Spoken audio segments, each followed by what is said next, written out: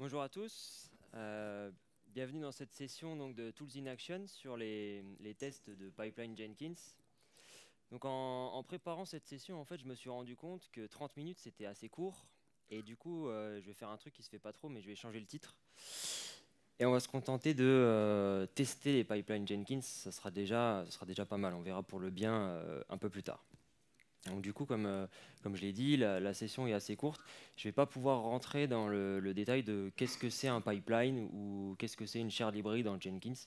Je vais considérer que ça, c'est acquis parce que du coup, il faut qu'on avance sur la partie plutôt test. Donc on va rentrer directement dans le vif du sujet et on va parler de test unitaire. Donc en fait, quand on commence à faire du Jenkins pipeline, on se rend compte que on utilise donc le DSL de Jenkins et puis on ajoute petit à petit du code Groovy, et puis on en ajoute de plus en plus, et en fait on se rend compte qu'à un moment, on a de la logique en fait dans ces fichiers-là, et du coup il va falloir qu'on commence à la tester. Donc la phase numéro 1, la phase assez classique on va dire, c'est de commencer à mettre des tests unitaires. Donc pour ça, je vais utiliser la librairie qui s'appelle Jenkins Pipeline Unit, donc qui est développée à la base par les Furay, qui a été remis dans l'écosystème Jenkins depuis un moment, et qui est une librairie assez stable. Et je vais vous montrer comment elle fonctionne. Donc tout le code, je l'ai mis et sur GitHub, si vous voulez le reprendre, n'hésitez pas. Donc là, j'ai fait un premier projet simple en Groovy, où en fait, ici, on le voit, ouais, c'est assez gros, je zoome un petit peu. Voilà, j'ai fait simplement une classe log, peu importe. Donc c'est un projet Groovy qui est buildé avec du Gradle, donc ultra minimaliste, simplement le plugin Groovy, et puis on build le projet là. Et donc ce que j'ai fait, naturellement, c'est que j'ai commencé à écrire un Jenkins file pour que je puisse builder ça au niveau intégration continue. Et donc là, j'ai volontairement mis un petit peu de logique. Et en fait, ce qu'on va faire, c'est qu'on va commencer par récupérer donc, le code source. Et ensuite, on va vouloir builder notre projet donc, avec Gradle. Donc grosso modo, faire un Gradle build. Mais comme c'était un petit peu simple, j'ai rajouté ici une petite méthode pour dire quand je vais vouloir builder, je vais vouloir faire un clean ou pas. Alors, je ne rentre pas dans le débat de en Gradle, on clean jamais, mais c'est juste pour l'exemple. Ici, je passe une variable d'environnement et en fait, en fonction de cette variable-là, soit ici, on va faire un clean, soit on ne va pas faire de clean. Donc, on voit que je commence à écrire de la logique dans ce pipeline-là. Je ne fais pas juste un appel au DSL. Et puis, je vais vouloir tester cette logique-là. Je vais vouloir tester cette méthode-là, en sachant qu'elle est assez simple, bien sûr. Donc pour ça, je vais rajouter ici une dépendance, donc vers pipeline unit, donc c'est simplement une librairie à rajouter. Et ensuite, je vais pouvoir écrire mes tests. Donc les tests, c'est du JUnit assez standard. Et en fait, je vais commencer par étendre une classe, donc qui est une classe mère fournie par la librairie, fournie par pipeline unit, donc qui s'appelle donc base pipeline test. Et puis je vais écrire mon premier test. Donc le but, c'est exécute le Jenkins file. Et en fait, ce qui va m'intéresser, c'est de vérifier que par défaut, en fait, je sais que je ne veux pas cleaner. Donc je vais vérifier qu'on a bien appelé le DSL SH, donc pour appeler une commande shell, et que les arguments, c'est Gradle build. Ça, ce sera la valeur par défaut de mon test. Et ensuite, le deuxième test, je vais cette fois-ci valoriser ma variable d'environnement. Je vais lui dire que clean, cette fois-ci, c'est true, et je vais aller vérifier que j'ai bien ici Gradle clean build. Voilà un peu la logique. Donc je vais exécuter ça localement. Et en fait, on va voir que Pipeline Unit, il va m'exécuter le Jenkins file, mais par contre, lui, il ne peut pas en fait appeler les méthodes du DSL de Jenkins, forcément. Donc ce qu'il va faire, c'est qu'il va les moquer. Donc on va voir ici que dans ma première exécution, il va afficher ici la call stack, et à chaque fois qu'il va rentrer sur une instruction de Jenkins, il va l'afficher. Donc là, au début, j'alloue un tool pour Gradle. Donc ça, c'est la petite mécanique que j'ai au début de mon pipeline. Et après, ce qui nous intéresse ici, c'est le checkout et le SH avec le Gradle clean ou dans l'autre test sans le clean. Donc là, on voit que j'arrive bien à tester cette logique de je clean pas. Et en fait, ce qu'il faut savoir, c'est que comme on ne peut pas rentrer dans le DSL de Jenkins et qu'on doit le moquer, Pipeline Unit va déjà moquer plein de choses pour nous. Donc le DSL, on va dire principal, il est déjà moqué, mais on peut rajouter, et ça ne marche plus. C'est pas grave, je vais continuer sans écran. Je ne sais pas pourquoi ça marche plus. Si, ça marche. Ça marche, c'est blanc. Oh, magnifique. Ok. Et donc en fait, à chaque fois qu'on va rentrer dans du DSL qui n'est pas moqué de base par le pipeline, et ben, le test il va planter en nous disant bah, je suis sur quelque chose que je ne connais pas. Typiquement ici, la variable SCM, bah, il ne va pas la connaître. Donc ici, bah, je vais la moquer avec un tableau assez simple, peu importe, je ne veux pas de toute façon faire du SCM ici. Ici, comme on l'a vu tout à l'heure, je moque la variable d'environnement pour passer le clean à false par défaut. Et après, je vais moquer ici mes méthodes. Donc ici, les méthodes tool, par exemple, elles ne sont pas moquées par défaut dans pipeline unit. Donc je vais les moquer, je vais dire qu'elle prend une map en entrée et qu'elle renvoie une closure groovy. Ici, je me fous un peu de la sortie de ce truc-là. Et il y a pareil, un 820 un file existe. Je peux aussi jouer ici avec ces méthodes, jouer avec les mocks pour tester différents cas dans mon pipeline. Donc voilà, ça c'est le premier cas d'utilisation. Et le deuxième cas d'utilisation de la librairie, c'est pour effectuer des tests de non-régression. Donc cette fois-ci, je vais utiliser une autre classe mère qui est la base regression test. Et en fait, ce que je vais vouloir vérifier, c'est que la call stack qu'on voit en dessous, bah en fait, c'est la même. Donc ce que je vais faire, c'est que je vais lancer le script Jenkins file et il va le comparer par rapport à une call stack que je vais mettre dans le code, qui est ici. Voilà. Et je vais vérifier que si je modifie mon pipeline, eh ben, j'ai aucune régression, la call stack ce sera toujours la même. Donc si je fais du refactoring dans mon code Groovy, ça peut être intéressant d'avoir un test comme ça de non-régression qui est facile, on va dire, à écrire. Il y a même un mode qui permet de générer automatiquement la call stack. Donc si on sait qu'on va la modifier, on refait ce mode-là, on met à jour la call stack et puis on envoie tout ça. Donc là, si on récapitule, on a réussi à tester le code Groovy, c'était le but du jeu. On a le mode non-régression, par contre, on n'est pas rentré dans le DSL de Jenkins, on l'a complètement moqué. Donc on a testé que la partie pure Groovy. Ensuite, ce que je vais montrer, c'est la même chose sur une shared librairie. D'accord ? Donc je vais prendre un deuxième projet, qui est cette fois-ci une shared librairie. Donc pareil, j'ai fait quelque chose d'assez simple. J'ai récupéré ma classe log. Donc là, cette fois-ci, dans une arborescence de shared librairie classique. Donc j'ai mis ça dans SRC. Et ici, il y a juste un petit détail donc, qui est documenté sur la page de Pipeline Unit, c'est qu'il faut rajouter un petit peu de code ici dans mon Gradle build pour qu'il gère en fait, le fait que ce soit une shared librairie. Je ne rentre pas dans le détail, vous pourrez aller le voir directement sur GitHub. Et ensuite, bah, j'ai écrit un test. Alors cette fois-ci, je suis dans une shared librairie, donc je vais mettre à disposition des éléments pour d'autres qui vont écrire des Jenkins files. Donc moi, je n'ai pas de Jenkins file. Donc en fait, ce que je vais commencer par faire, c'est écrire un Jenkins file exemple qui va me permettre de tester. Donc je vais me mettre dans un cas d'exemple d'utilisation de ma shared librairie. Donc là, j'ai fait assez simple, j'ai instancié ma classe et puis j'ai appelé des méthodes. Peu importe, je peux tester tout ce que je veux. Ici, je suis vraiment dans un Jenkins file pour le test. Et ici, bah, ce que je fais, c'est simplement que je l'appelle et je vérifie que ça sort en succès. Donc, grosso modo, que je n'ai pas eu d'erreur de syntaxe, d'appel de méthode, etc. etc. C'est assez limité comme test, mais ça permet quand même d'avoir on va dire, le premier niveau de test unitaire pour les shared librairies. Grosso modo, on est toujours en train de vouloir tester notre code Groovy. On ne rentre pas dans le DSL. Donc, j'insiste là-dessus parce que je pense que c'est vraiment une étape importante et qui va être donc l'étape suivante. L'étape suivante, ça va être de se dire on va faire des tests d'intégration et cette fois-ci, on va vouloir tester le DSL de Jenkins. On va vouloir tester même dans l'environnement, je dirais le vrai environnement de production de Jenkins, avec ses plugins, avec ses configurations, etc., etc. Alors, on disait nos tests d'intégration. Donc, j'étais dans ma shared librairie. Et en fait, ce que je vais vouloir faire, c'est écrire cette fois-ci des tests d'intégration qui vont pouvoir tester tout le DSL. Donc, on va pouvoir tester de A à Z. Si on veut faire des commits Git, des checkouts, aller compiler des projets, distribuer, etc. Enfin, on peut vraiment aller tester de fond en comble. Donc, ce que j'ai fait en fait pour ça, c'est que j'ai utilisé une technique un peu à la mano, comme il n'y a pas de framework existant pour faire ce genre de choses. Ce que j'ai fait, c'est qu'en fait, j'ai écrit ici des classes de test, donc qui sont images en fait de ma classe métier. Donc j'avais une classe log, et là j'ai écrit une classe de test d'intégration que j'ai appelée logtest, que j'ai mis dans une arborescence. On voit ici IT-test, d'accord. Et pour émuler un mini framework de test, j'ai écrit une petite classe utilitaire. Ici, on ne va pas rentrer dans le détail. Grosso modo, elle me permet d'avoir un mini runner pour lancer mes classes de test, lancer mes méthodes, calculer le temps que ça prend de lancer chaque test et savoir si le test est en succès ou pas. faire quelques assertions. Donc ça s'utilise comme ça. Ici, dans ma méthode principale exécute, je vais appeler toutes mes méthodes de test qui sont ici. Et après, bah, là, la méthode de test, on est comme si on était dans un Jenkins file. Donc on écrit vraiment ce qu'on veut. Ici, je les ai écrits à la mode software craftsmanship, given when then. Je définis mon contexte, j'appelle le test que j'ai envie de faire et puis je vérifie le résultat.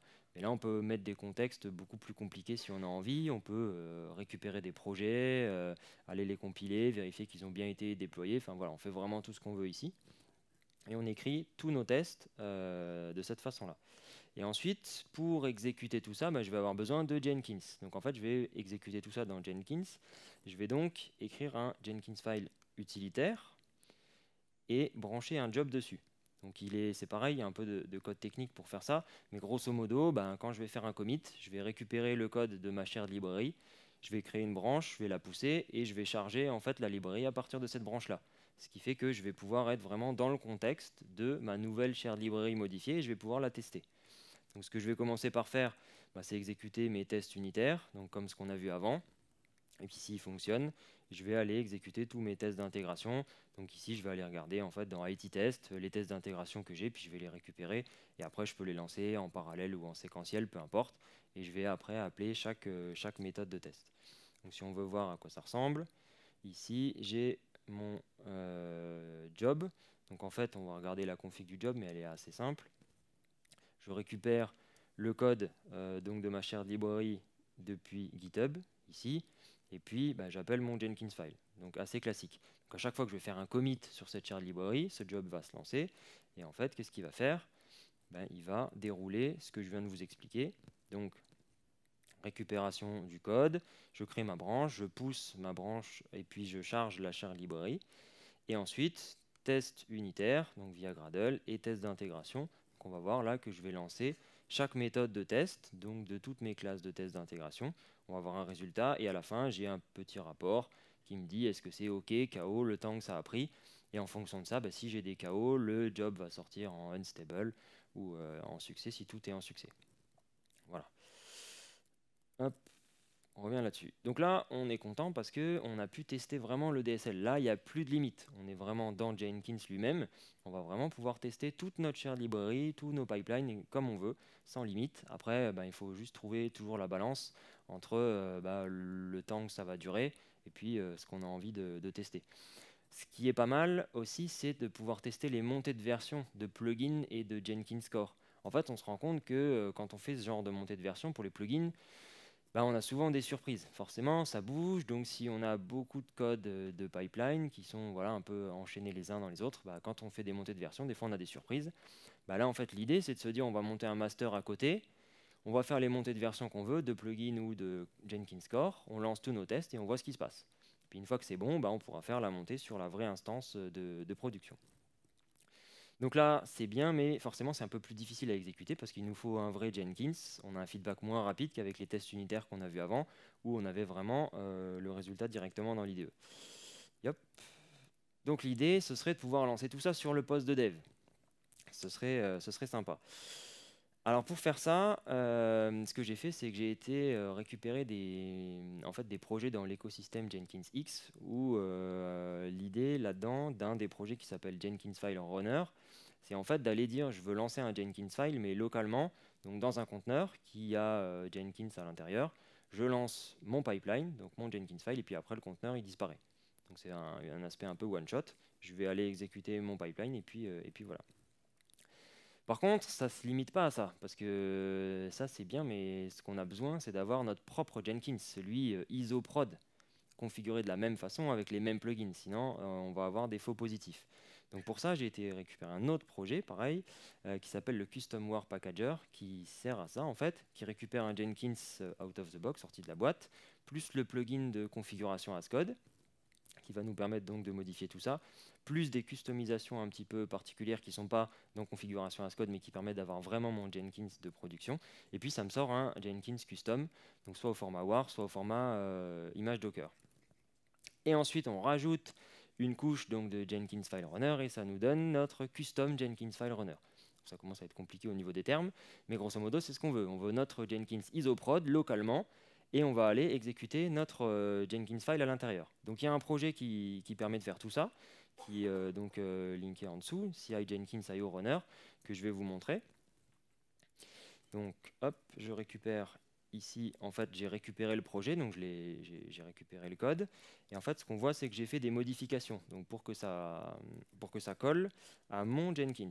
Donc en fait ici j'ai déjà modifié jenkins.yml pour rajouter les tools que j'avais besoin. Donc là, on va vouloir tester le premier pipeline que je vous ai montré, le pipeline simple qui fait simplement une compilation Gradle de mon projet Groovy.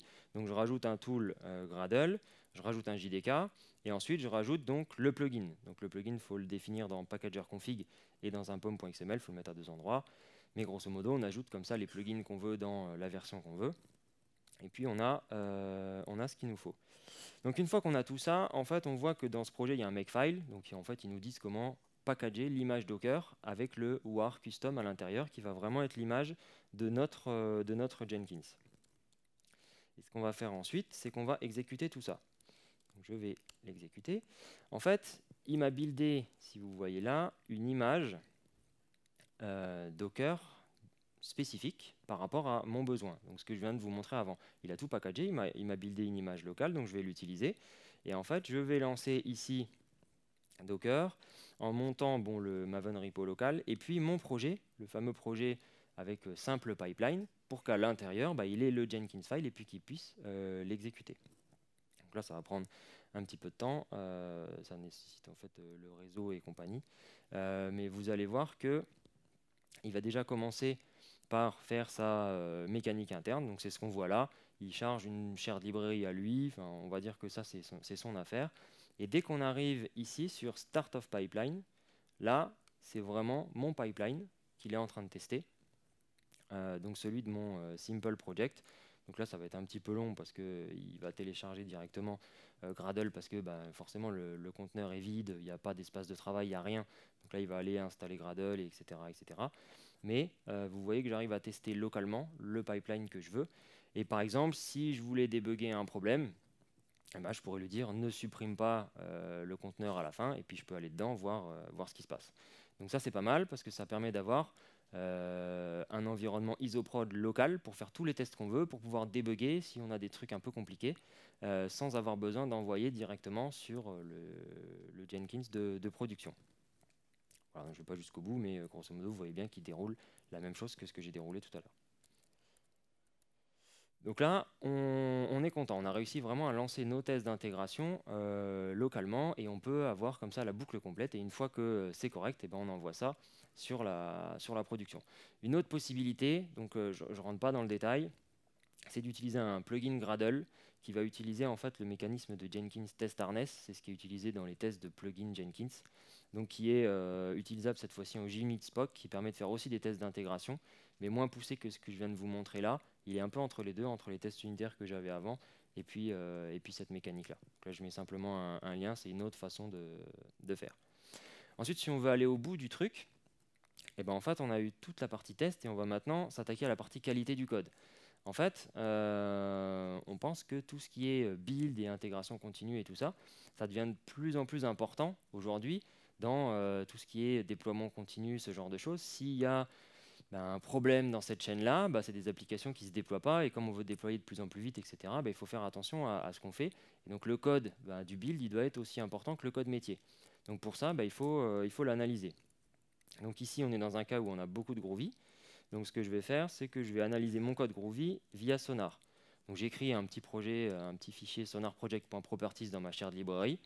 Je le configure avec mon dossier source, test, mes rapports de test unit, et je vais rajouter aussi ici la couverture des tests unitaires. Pour ça, je rajoute le plugin ici dans Gradle, le plugin Jacoco, et en fait après, j'ai plus qu'à aller lancer mon sonar scanner. Donc je vais aller là-dedans. Donc je vais dans mon projet exemple, et puis je lance ici mon sonar scanner. Donc il va en fait utiliser mon sonar project.properties, il va analyser le code Groovy. Je ne vais pas jusqu'au bout et je vous montre directement ce que ça donne sur mon instance sonar local. Hop, voilà, il a analysé un projet. donc mon projet exemple shared library, et il va me détecter donc mes bugs, mes code smell, etc. Enfin du classique Sonar. Là j'utilise donc le plugin Groovy avec ses propres règles et tout ça. J'ai mon code coverage sur mes tests unitaires et ça me permet comme ça de vérifier que j'ai du code le plus propre possible. Donc il y a juste un point d'attention, le plugin actuel Groovy du Marketplace, il ne fonctionne pas avec Sonar, les toutes dernières versions. Il faut utiliser un fork qui va devenir en fait le nouveau plugin officiel. Donc si vous voulez tester, faites attention à ça, sinon vous aurez des soucis. Donc au niveau de la couverture de test, on l'a vu, sur la partie JUnit c'est assez facile, il suffit de rajouter le plugin Gradle Jacoco. Par contre sur la partie test dans Jenkins, les tests d'intégration que je vous ai montré, bah là c'est un peu plus touchy parce que du coup j'ai pas de runner. Et en fait, comme le code Groovy il est exécuté dans la JVM en fait, du master Jenkins, bah, c'est elle que je vais devoir instrumenter. Donc pour faire ça, ce que j'ai fait c'est que j'ai rajouté des options dans la JVM du master, où du coup dedans en fait je lui donne l'agent Jacoco directement, donc que j'ai mis dans Jenkins Home, comme ça il arrive à y accéder. Le test file bah, il est aussi dans Jenkins Home. Je lui dis à chaque fois de recréer les fichiers, et ce qui est important c'est ici la directive include pour lui dire de uniquement scanner mes classes, donc les classes de ma shared library. Et sinon, il va scanner toutes les classes de Jenkins, et puis bah, en gros, ça ne va pas le faire parce qu'il va avoir beaucoup trop d'informations à l'intérieur. Il faut aussi que je lui demande de dumper en fait, les classes, puisque les classes générées, les classes compilées Groovy en fait, par Jenkins, ne sont pas tout à fait les mêmes que si on les compile nous nativement. Il y a des mécanismes de CPS qui font que ils rajoutent en fait du code à l'intérieur. Donc il faut vraiment que je récupère les classes qui ont été compilées par Jenkins. Donc je démarre mon master, je lance mes tests, donc le job qu'on a vu tout à l'heure. Et à la fin, je l'arrête et j'obtiens le fichier Jacoco. Et j'arrive à générer comme ça un rapport où on voit ici les méthodes plus bas où j'avais rajouté des tests. Donc là, la partie CPS, c'est la pollution par Jenkins. Et les méthodes du haut que j'avais rajoutées volontairement sans test, avec des noms d'ailleurs un peu qui n'ont rien à voir. Donc voilà, on arrive comme ça à avoir une bonne vision de qu'est-ce qu'on a testé réellement dans notre shared library. Donc, je vais terminer par me présenter. Donc, je m'appelle Thomas Collignon, je bosse chez eFluid. On est une société à Metz d'une centaine de développeurs. On fait de l'intégration continue avec Jenkins depuis pas mal de temps maintenant. C'est pour ça qu'on voulait vous partager un peu notre feedback. On a une dizaine de masters Jenkins qui sont tous connectés avec la même shared library. On a un peu plus d'1 millier de jobs. Et en fait, cette shared library, elle nous permet, nous, de compiler, déployer nos applis, faire des releases, etc. Donc, grosso modo, quand il y a un problème là-dessus, c'est potentiellement pas mal de développeurs qui peuvent plus bosser ou alors des applis qui se déploient plus. Donc, ça devient quand même quelque chose qui est assez critique.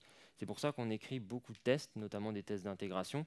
Donc, comme vous pouvez le voir, la validation globale, en fait, elle prend quasiment 1 heure pour valider toute cette shared library. Donc, ça commence à faire un peu de temps. Donc, ce qu'on fait, en fait, c'est qu'à chaque commit sur cette shared library, on va aller jouer les tests d'intégration liés aux classes qu'on a modifiées. Donc en fait, je vais aller scanner comme ça, c'est quoi les tests qui sont liés aux classes que j'ai modifiées. J'ai un feedback assez rapide. Et en fait, après, tous les jours, je vais aller refaire la validation complète qui dure 1 heure pour m'assurer que je n'ai pas eu de régression. Et ce qui est super intéressant aussi, comme je vous le disais, quand on fait nos montées de version de plugins, on a un master dédié, on monte le master ou les plugins, on lance tous les tests et tant que tout n'est pas OK, on ne fait pas ces montées de version et quasiment à chaque montée de version, on détecte des problèmes. Donc je pense que voilà, c'est quand même quelque chose d'utile. Merci à tous et puis si vous avez des questions, n'hésitez pas. Je ne sais pas si j'ai du temps, j'ai du tout cramé non, avec le truc.